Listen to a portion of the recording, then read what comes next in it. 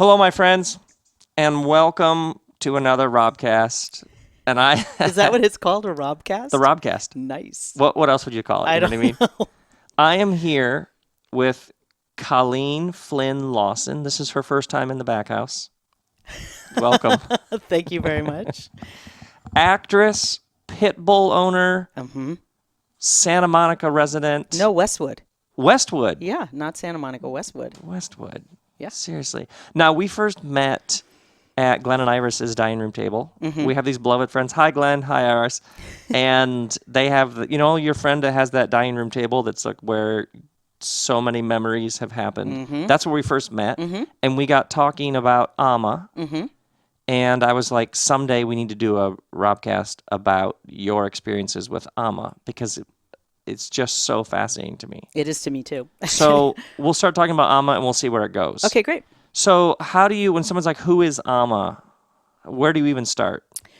Well, the truth of the matter is now I say she's a humanitarian. When I first met her, I called her my guru, and I said that she's considered a saint in India. Yes. But that was, I met her, I think, in 98 or 99. And then, she's just grown so incredibly since then, and Yeah. she's been regarded by she's been given an NGO, and so we're not a cult. So it really went from my personal how I felt about her till I can't contract her down into a soundbite, but she is a humanitarian, and she is a global influence, and she's, for me, it's so different. There's two different things. There's my experience of her, and then there's who she is to the world. So she an Indian woman. Indian woman. In her 60s? She's born in 1953, yeah, in southern India, and she's the lower caste. She's very dark for an Indian, and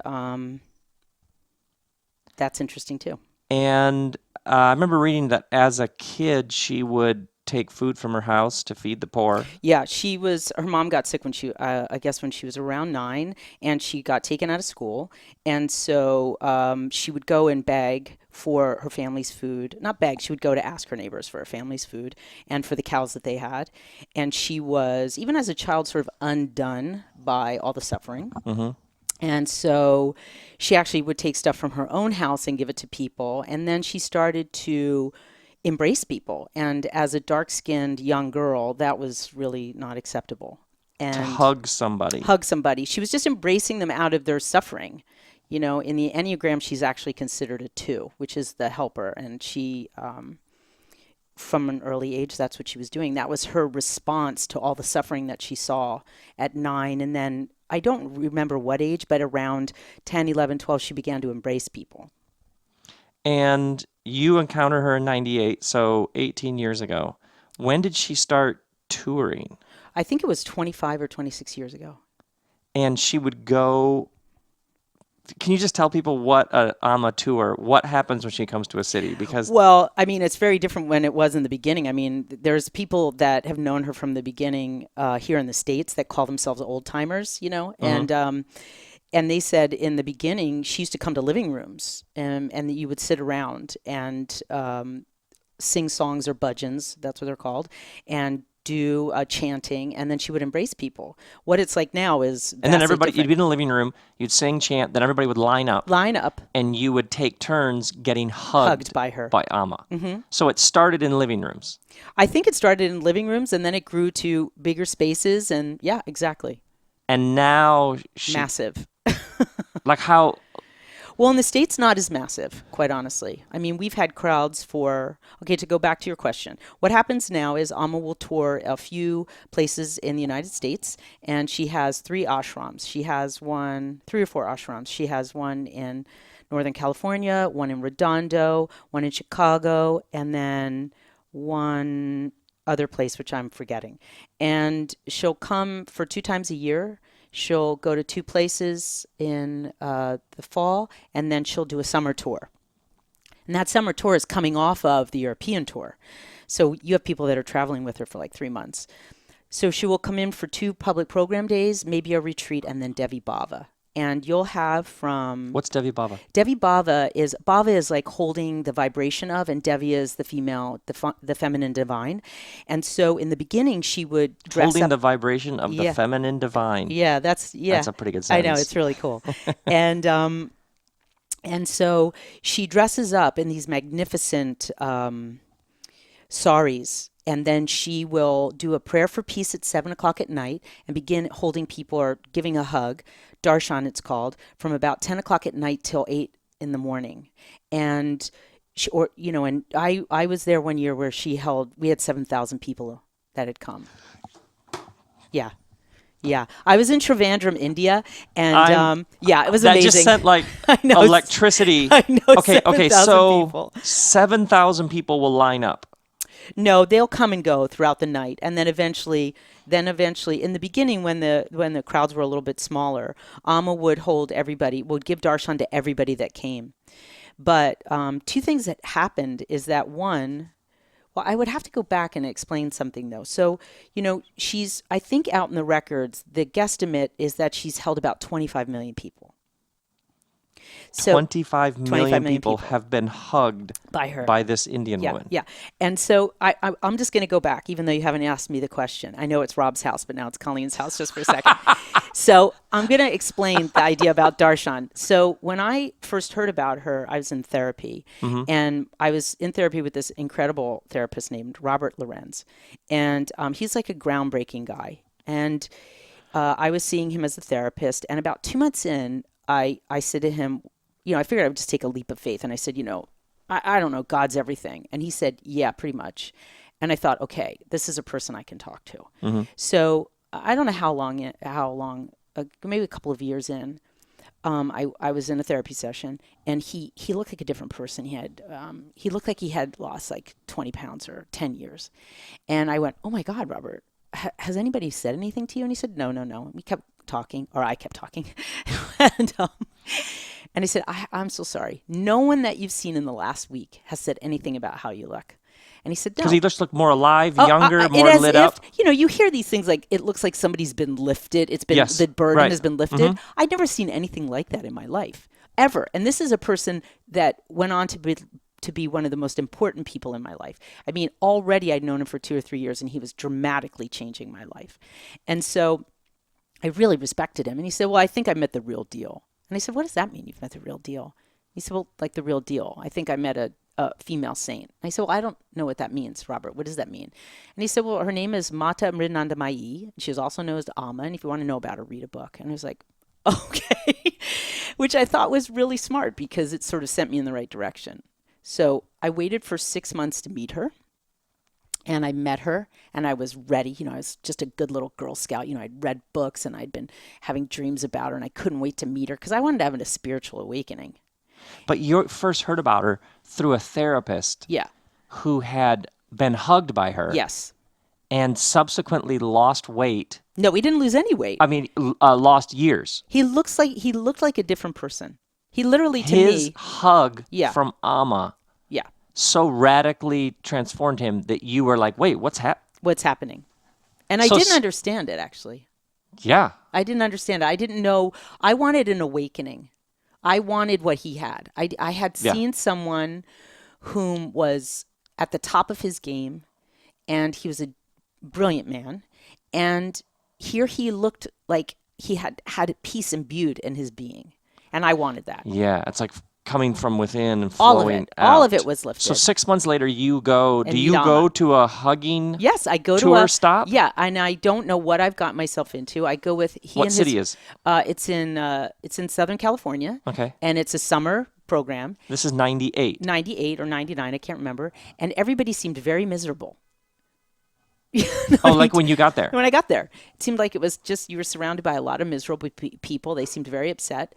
And then I went into this room and see this very small, full-figured Indian woman at the front of the room. And this Robert and his wife Ambujam, they sat with me, and they were just, my husband said, sure, I'll come along. And I'd been reading books about her, and I didn't know what to expect, and I was actually trembling. I was so nervous and excited because I think I wanted like the special wand to hit me on the head, and bing, all of a sudden I feel peace and serenity. So you go up together, and my husband and I get this darshan, or the hug, together, and in my ear she whispers, "Darling daughter," and it sounds like darling daughter, and I'm like, and she hugs the two of you at the same time? my husband, and then me, and then the two of us together. And with my husband, he goes first, and she showers him with affection. She holds him, and she whispers in his ear, and she hugs him, and I think she might have rubbed his face. And then she How long did that take? It really felt like 5 minutes, but I'm sure it was probably 30 seconds. I've heard people say this, that being hugged by Amma, you lose track. Yeah, you lose track of time. And I was fascinated how much attention my husband gets. And so we stand up, and we get asked, you get moved away. Then you get hugged. I get hugged. And what's it like? Nothing. I don't feel anything. No way. Nothing. Really? No. So we go over to the front of the room where you sit after you get your hug, because sometimes for people it can just be such an incredible experience. My husband proceeds to sit down and starts sobbing. And I look at him, and I literally think, I'm effed.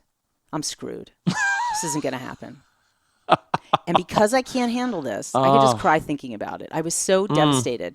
I said, I'm just going to go up to our hotel room. I said, you guys, they were like, how was it? I go, oh, it's fine. I could see, I literally left my husband who's sobbing. I was just like, oh yeah, everything will be good. And and he had come along like, sure, I'll come with you. And then he gets hit by a lightning bolt. Exactly. Being hugged by this woman. Exactly. And you just got a hug. And it was a hug. It's like, bye-bye. It was a hug that was a hug. Yeah, it was a hug that was a hug. Exactly. So I go up to my room. My husband and I are really different people. I'm hyper neat. My husband would not be that.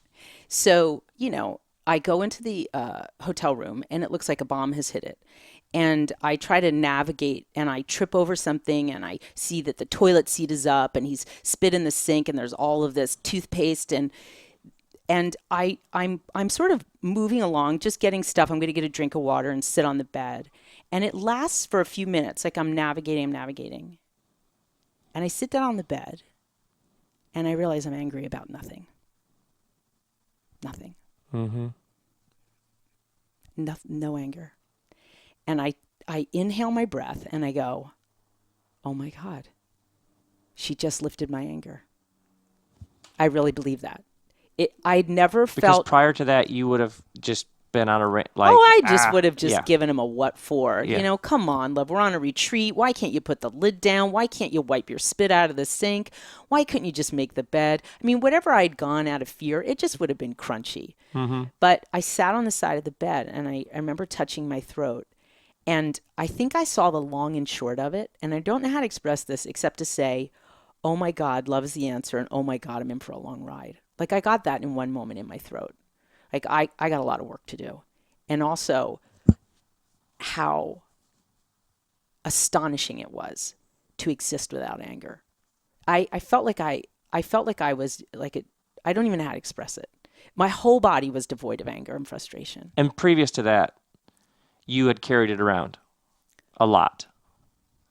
Or you had somehow you became... Sure. And it was not present like it would have been. Absolutely not. At least for a minute or 2 or 5, I don't remember. And I remember floating and understanding that who I could be without all of that fear and who I could be without all of that reaction. And I have to say that was a long time ago. Hi, puppy. And, it's a long journey since then. Yeah. But that was it for me. She was it for me after that. No questions asked. What do you mean? Well, for 2 years, I sort of dressed up as a spiritual person. I got a lot of white clothing. Actually, I really liked beige and white, so I was already digging that. Could multi-use. Yes. I was like, hey, I'm in beige. Yeah. And I had a lot of long flowing stuff. And, I said Namah Shivaya a lot. And I didn't really get involved. It was so lovely to be on the periphery of things. I was an organizer in my own life, and I was sort of in charge of things in my own life. And then I would go to her retreats, and I would get embraced, and I would feel so good about people, and I would volunteer, and I would love them, and I would want to bring joy and happiness and relief. And then I got involved. Then I started to volunteer. And really what I understood is you cannot give away what you don't have. Mm-hmm. So being of service for me, she was my true inspiration. Serve people, service, love is the answer, love is the religion. She doesn't want any kind of followers. She doesn't want you to change your religion. but just her shining example of compassion. She's like the Energizer Bunny, and she just showed me through her actions what it could be like. And it's hard work for me. I'm very human. I mean, I love people and I wanted to be of service, and people annoyed the hell out of me. They worked my nerve, and what got revealed in volunteering for her was my harshness and my, it's so easy to love people when they're behaving, but when they're not behaving, that's when you really get called to action. So when you talk about you can't give what you haven't received, where does Amma... No, you can't give what you don't have. What you don't have. Where does Amma's source, like to start hugging people at 10 p.m. and hug people through till 8 a.m., or with the amount of humanitarian work she does, what is her source? Or like personally, how does she cultivate something in there that she can give that sort of gift? Oh, all right. Well, then I'll speak clear. I'll be really straight up. So I think when there's no duality, I think when a human being has gone past duality and doesn't see any difference between them and everything else. Yes, when the boundaries dissolve. The boundaries dissolve. I don't think Amma has any.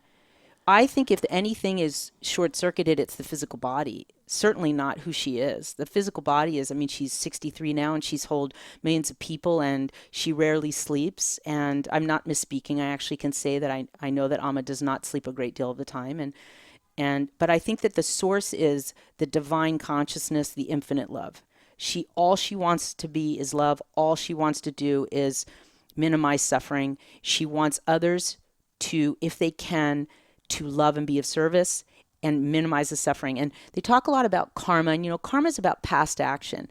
But what she refuses to do, and this is in the writing about her, is that to look at people's karma and take the path of inaction. So yeah, people might be born into poverty and they might be born into suffering, but that doesn't give anybody an excuse for inaction. And then what you get to do is you get to see who you are. Like I'm a nobody. I'm not a nobody to me, but I'm saying in the world of healing, I'm just a tiny, tiny, tiny, tiny little foot soldier. But she, to me, she's the big engine. She's the inspiration. She's nonstop. I've been with her. I've been with her at a Devi Baba, and I've watched her hold people, and I've watched their suffering and their relentlessness and their pettiness. And, somebody's up there with a catheter and a new heart, and somebody else wants to know, what apartment should they get? And they're talking to her. And while she's holding people, she's running this massive, I don't know if you looked at her. Huge. It's just what she's accomplished is massive. If anybody wants to go onto amma.org, just go ahead, just take a look. And I'm such a small piece of it, but it is such a. So to answer your question, because I'm waxing rhapsodical, right? No, it's fantastic. It's fascinating. So to me, my direct experience of her in the many, many darshans that I've gotten since I've known her is that she reflects unconditional love. She does not have duality. And so she just keeps going. And it's spectacular to watch. I've said to people, listen, you don't have to come and get touched if it freaks you out. It's really, and Amma has said she's here to wake women up, like wake women up. And P.S. men, you better wake up. Yeah. She's here to wake women up. And she said that somewhere, so I guess I can say that for a little bit. Mm-hmm. But, if you're in her presence and you sit behind her, and you watch the masses of faces coming to her, and everybody's just going through everything. Have you ever sat through the night? Oh, sure. You've sat behind her. Yes. For the whole night. Well, and just watched her hug people. I was in India, and I went to Trivandrum, and it was a Devi Bhava, which is a very big deal because she is considered a saint there. And I know that 7,000 people were in one line, whereas in Los Angeles, when we had 7,000 people, they came and went during the night. But there in India, they make these massive, massive corrals, and people wait for 7 hours. I know that they do because I was there. And because I was a Westerner and had traveled so far, you get an enormous privilege, which is you get to sit on the stage and you can sit behind her. And Incredible. incredible. And I sat in an eye line and watched her hold people. And I think in India it lasts about 5 seconds. Here in the States we need about 30 seconds because we don't want to be separated from our stuff. Takes a little longer. In India it's like it's like it's a massive machine. Just to have her touch people because it's such a different thing in the Hindu tradition. She'll touch everybody and anybody, and I can talk about the leper someday if you want to, but that might just You've be too seen much. her. It's not too much. Okay. You've seen her hug lepers. No, I have not seen her in person. There is footage. There is footage out there. You can get it of when she was young and in India. There is footage of her licking a leopard's wounds. There's footage. I don't know if they release it anymore. I could be getting in big trouble. I don't think who's going to get me in trouble. Yeah, seriously. And so you're sitting there and you're watching people come and they get hugged for about 3 seconds. And then what reactions have stood out to you of people who are there any people you've seen get hugged by Amma and it stayed with you for days or it sort of is imprinted on your mind? My own. Yeah. My own. I've had the most spectacular darshans. I have the most amazing darshans, I can honestly say. So you've been hugged by Amma a lot? Yeah, yeah. Over the, 18 years? I don't know. What is it? 98, 99, yeah. Mm-hmm. Yeah, a lot. I don't go as much now because there's so many people and, it's, I go when I need it. Mm-hmm. I'm very blessed. I can be in the periphery of, because I'm for about 12 or 13 years, I was the point person for the LA stop of her summer tour. So because of my responsibilities, I was able to, be in her presence a lot. And I have wonderful partners now that help me. But for many, many years, I had just an absolute privilege. And I was really naughty. Like one time I was feeling very disregarded and peripheral. And I went up and, stood there and, she's surrounded by thousands of people and I said I wanted to kiss her, So I just do stuff where, as a contrary action to just say, I want a little connection and then I'll go off and, do my volunteer thing. But yeah, it's my darshans. I mean, I've seen amazing darshans, but mostly it's when I come up to her and I see her face and I see her eyes and she looks at me and I know that she knows me and she calls me her daughter and she asks me sometimes, she's asked me, are you tired? And I laugh because she's been holding people for, 7 hours. And that's the thing that's the most powerful to me is that moment where I've gotten to be in her arms and it seems like a lifetime. I can't believe that this 30 seconds is the thing that I cannot walk away from. Right. That's the thing that I can't shake is that 30-second experience. And people all over the world attest to being hugged by this woman and how many legitimate, authentic life changes happen. Not like, I felt emotional for a moment and then we went back to normal. No, like legitimate life transformation. Go home and sell all their stuff. People have gone home. I didn't, but I think what I committed to was I can't walk away for those 30 seconds of unconditional love that vibrated through my whole body and gave me this kinesthetic of awareness of what it was like to live without fear and anger. I was like, hot damn, I'm not walking away from this. And I want you to know that I straight up, I am not, in the world of the guru, because it's a Hindu tradition, they say people are devotees. And I always say to people, I'm a bad devotee. I don't meditate. I don't do all the chants. I want to say that I really tried those things. The bhajans are wonderful songs about God, and they don't speak to me as much. But there are friends of mine that are truly devoted, and I would call myself a devotee, but I don't think I'm a perfect one. I don't even know if I'm a good one. I just know that I'm deeply inspired every day on a regular basis to reach out to what she is to me, to make a choice to give more, be more patient. Stephen and I have a joke called Amma in the kitchen. And, I'm very mindful about, so I'm into the practicality of her in my life. I think other people are really devotional and they have big rooms that are not big, but, beautiful rooms dedicated to their meditation practices. And Amma talks about that, meditate, do a mantra, come on, get in there and do some yoga. I don't think Amma says come on, but stretch, get into your body, be mindful. Those are the things that Amma says: love, service, conserve, practice. Those are the things that are going to change your life. So I'm trying to love, and I'm trying to serve, and I do my some practices. Definitely, I definitely do some practices, and I can serve. But I want her in my life all the time on a practical level. So there was a story in India where Amma has. There's not a story. I was there. Amma, I don't know what I'm talking about. There was a story many years ago. I was actually there, sweating. Amma started this program for widows because when I went to India in 2000, when a woman is widowed in India, in a lot of ways, that's just it's almost like I don't want to say a death sentence to be dramatic, but it is. There was no support there. So Amma started a stipend for widows, and I was awoken at about 5 o'clock in the morning, or 6 o'clock in the morning. I got up and I heard all of these sounds. It was spectacular. I didn't know what it was. It was like this low hum, and I go down to this very large area in the ashram, and there are 500 widows in their most beautiful saris. It was the most beautiful thing to see. And they were there, and one by one, individually, in front of everybody, they would walk up to the front and they would be given their stipend for the month. In the meantime, because it's all run on volunteers, I'm over there chopping carrots. And so I go to the Western canteen area where a lot of Westerners eat when they're in the ashram in India.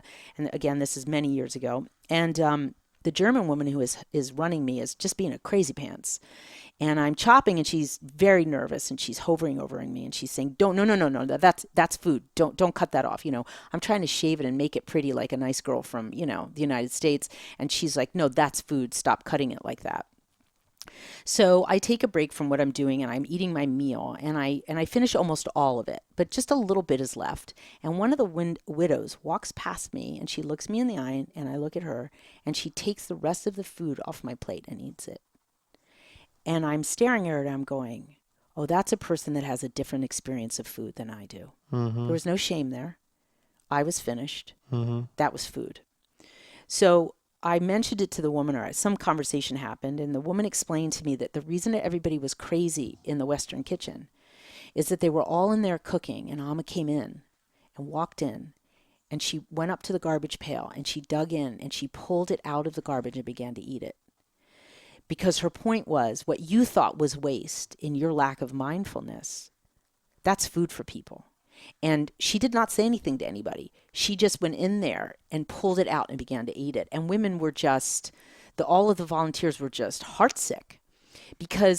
So how that articulates itself in my life is that when my husband and I are having dinner, or when we have food in the fridge and it's not in a good place and you think, oh, it's not really that good, I always say we don't want Amma in the kitchen, because this idea of don't be wasteful. No, really take it to another level. Don't push it on other people. Amma didn't yell at anybody, but where could I be even more mindful? How could I actually say don't do that? And it changes my life so that I don't have to, be deprived of, I can't use the car and I can't use water. It's no, when you do that, be super mindful. And that's how she inspires me on a practical level. Oh, that's such a good story. And it's so interesting to me. No judgment, no rule, no throwing down the gauntlet. She just reaches into the trash. No. And pulls out the food and eats it. Yeah. I think it's endlessly fascinating that there's the practice. There's the every day you take another step. Yeah. There's the 1,000 tiny little steps and increments that shape you and transform your heart over the time. And then there are these experiences we have. A friend of mine always talks about becoming hungry for a food that you previously didn't know existed. Mm-hmm. Yep, I'm in agreement. And somehow there is the long, slow, everyday path, and then there are peak experiences, moments, a hug from Amma, something that happened with this music and this person and this meal that shift things at some tectonic subterranean level within you, and suddenly you can't go back. You can't unsee what you just saw. And those moments transform you as well. Yeah, but the question to me is, to me more and more, it's not what transforms you. It's how do you sustain? Yes. How do you sustain that awakening? Because I think that there's hundreds of them during the day. I think that the divine consciousness will throw up endless, infinite opportunities for you to show up and be that again, and not to be undone by your fear. Yeah. But I think that with Amma, I'm selfish. I grew up in the Catholic tradition, and that tradition is a beautiful tradition, but I did not see me in that tradition.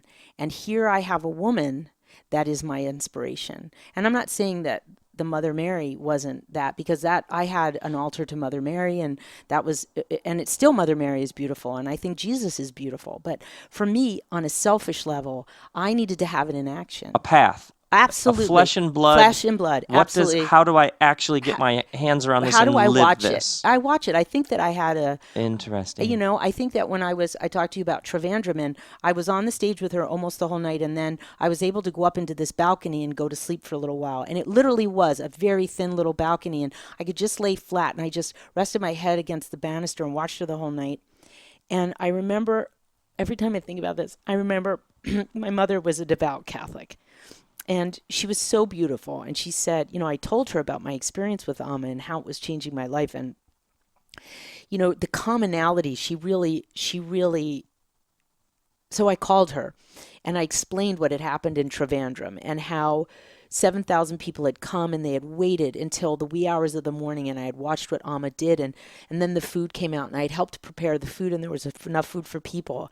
And my mom said, like the loaves and the fishes, we were saying like the loaves and the fishes, and it changed everything. It changed everything for my mother and I, because not that there was discord there, but that connection on the level that I never ever could have imagined that my mother on that level got it. Could see. And that I could see. She believed so completely and utterly in Jesus. Jesus was my mother's best friend. God was so important. But in a way, on that moment, my mother and I had never been so in sync, because she wasn't diminishing her experience, and she wasn't placating me. She was saying, "Oh yeah, I get what you get," and I was going, "No, I get what you get." Yeah. And I think that was the bomb. Oh, that's so beautiful. Okay, so Amma hugs, and she'll do a tour. She'll do multiple cities. Yeah, many. Back to back. Many, yes. So she'll do lots of nights of being up all night. Yeah. Hugging people. Yeah.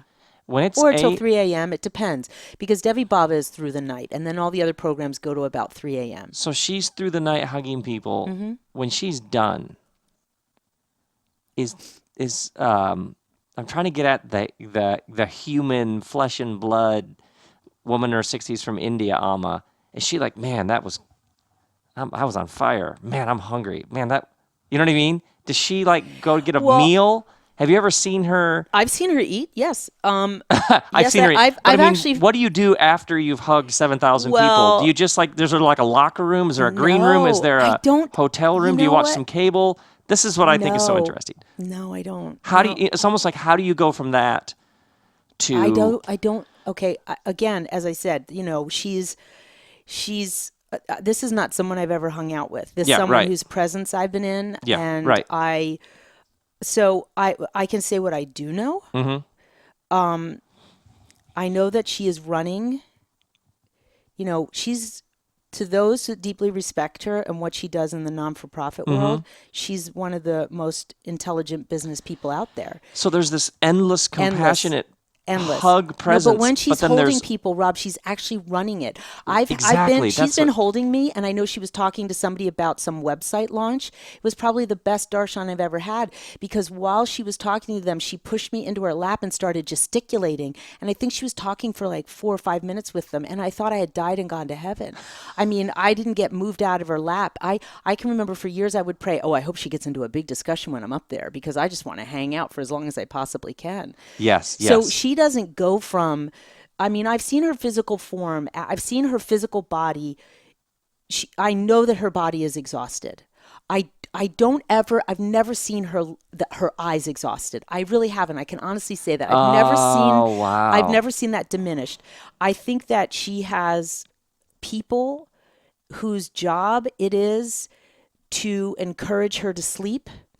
And I know that she works in my small experience of what I do know or what I've witnessed. Can't even say that I've witnessed it, but I do know that Amma is doing things, and that the intensity in which she wants to change the world, I think there's little time for anything. And she jokes around a lot when she's on tour. She's very funny, and people do a lot of things to make her laugh. And she doesn't speak English. She can speak English, but she doesn't. And I think that's because Westerners go into their thinking analysis, their mind. And so... And this is about a different... That's a different kind experience. of experience. I'm also struck with, for so many people, the spiritual experience, it's almost like it exists 6 inches off the ground. There's like spirituality. And then there's bills and website launches and putting gas in the car. And then there's the materiality of life. And what's so fascinating to me is how many of the people that I've been most moved and inspired by, these were all integrated. Get down to business. Yeah, and you'll notice people who to talk about money is a completely different category than spirituality, as opposed to, no, money is something that exists in this world and it's needed to do certain things. And but like with her, I love that she's hugging people and running, like getting people food and running an organization, and it all is a seamless, integrated reality. Getting them fed, yes, getting them built, teaching women how to build toilet seats, and getting the first double hand transplant in her everything hospital. Is spiritual. Everything is spiritual. It's like let's just get everybody in the same boat and lift each other up. I mean, but that's interesting. That's easy to see. It's easy to say. But then what I need is a physical manifestation of that. I need to see, and I'm not her. Yeah. I'm not her. I am not willing to give my whole life to that. I'm not. Not in the way that she has. I'm married. I want to be I have desires to do things just for myself. That is not her. Her whole being is for everybody else. That's not what I want. So I have to find that balance in my life, how to everything needs to be a win-win situation. And I'm not very graceful in my journey, but I'm trying to find join the club. How can I make money and love people at the same time? How can I monetize what I would do, whether I would be paid or not? And I want to help people. I want to be a divine wind chime. I want to say, hey, Did you say divine wind chime? Yeah. Oh, that's a good one. Well, I think I stole that. I think Thomas Wolfe or somebody said that about another writer, whom I didn't like other writer very much. But I thought, that's really what I want to be. Every time I open my mouth, right? I want to say, hey, it's going to be okay. And I need a reminder. I need constant reminders what direction to go. Me too. I need more. That's your autobiography. I need more. This is so, thank you so much. It's so inspiring. Well, thank you. So inspiring. And I love the story about you and your mom.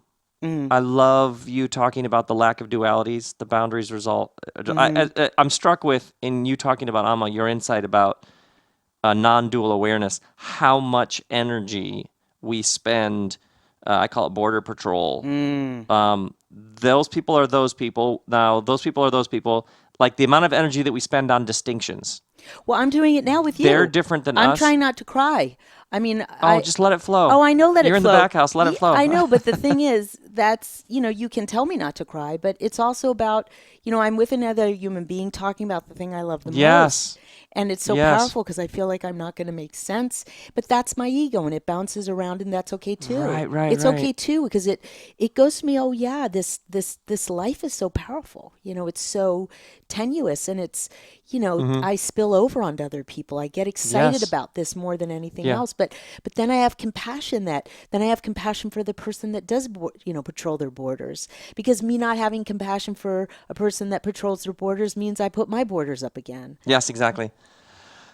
So well said. I love it. Amma. So you'll see Amma again. Oh, do you have plans? Oh, of course, yeah. Of course you do. I'll do it as long as she'll have me. I need to go get hugged. Absolutely. I can make that happen. Can you really? Oh, absolutely. That's the only perk of my job. I don't have to wait all night? I might actually wait all night just for the experience. Oh, you would wait all night. I would. But, we'll talk about it later. Oh, friends, how great was this? Thank you again. You're so welcome. And what Really a pleasure to appreciate be it. here. Grace and peace, everyone. Grace and peace.